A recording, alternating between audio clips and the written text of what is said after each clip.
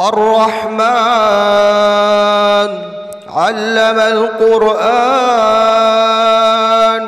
خلق الإنسان علمه البيان الشمس والقمر بحسبان والنجم والشجر يسجدان والسماء رفعها ووضع الميزان ألا تطغوا في الميزان وأقيموا الوزن بالقسط ولا تخسروا الميزان والأرض وضعها للأنام فيها فاكهة والنخل ذات الأكمام والحب ذو العصف والريحان فبأي آلاء ربكما تكذبان خلق الإنسان من صلصال كالفخار وخلق الجان من مارج من نار فبأي آلاء ربكما تكذبان رب المشرقين ورب المغربين فبأي آلاء ربكما تكذبان مرج البحرين يلتقيان بينهما برزخ لا يبغيان فبأي آلاء ربكما تكذبان يخرج منهما اللؤلؤ والمرجان فبأي آلاء ربكما تكذبان وله الجوار المنشآت في البحر كالأعلام فبأي آلاء ربكما تكذبان كل من عليها فان ويبقى وجه ربك ذو الجلال والإكرام فبأي آلاء ربكما تكذبان يسأله من في السماوات والأرض كل يوم هو في شأن فبأي آلاء ربكما تكذبان سنفرغ لكم أيها الثقلان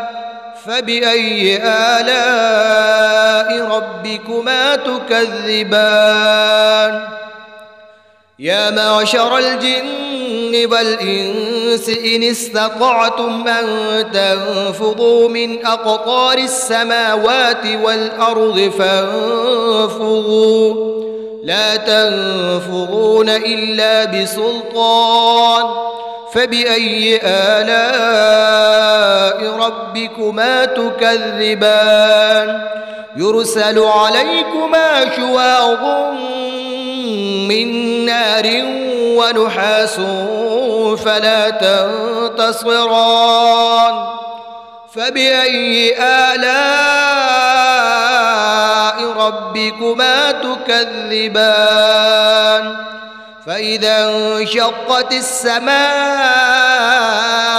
فكانت وردة كالدهان فبأي آلاء ربكما تكذبان فيومئذ لا يسأل عن ذنبه إنس ولا جان فبأي آلاء ربكما تكذبان يعرف المجرمون بسيماهم فيؤخذ بالنواصي والأقدام فبأي آلاء ربكما تكذبان هذه جهنم التي يكذب بها المجرمون يطوفون بينها وبين حميم آن فبأي آلاء ربكما تكذبان ولمن خاف مقام ربه جنتان فبأي آلاء ربكما تكذبان ذواتا أفنان فبأي آلاء ربكما تكذبان فيهما عينان تجريان فبأي آلاء ربكما تكذبان فيهما من كل فاكهة زوجان فبأي آلاء ربكما تكذبان متكئين على فرش بطائنها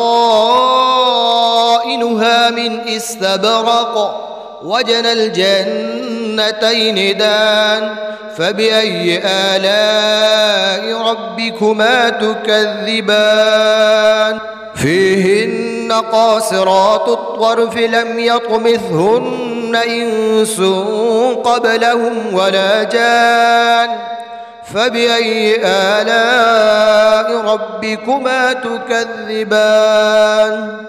كأنهن الياقوت والمرجان فبأي آلاء ربكما تكذبان هل جزاء الإحسان إلا الإحسان فبأي آلاء ربكما تكذبان ومن دونهما جنتان فبأي آلاء ربكما تكذبان مدهامتان فبأي آلاء ربكما تكذبان فيهما عينان نضاختان فبأي آلاء ربكما تكذبان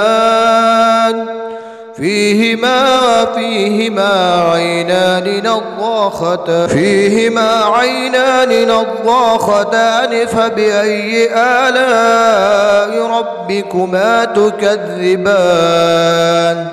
فيهما فاكهة ونخل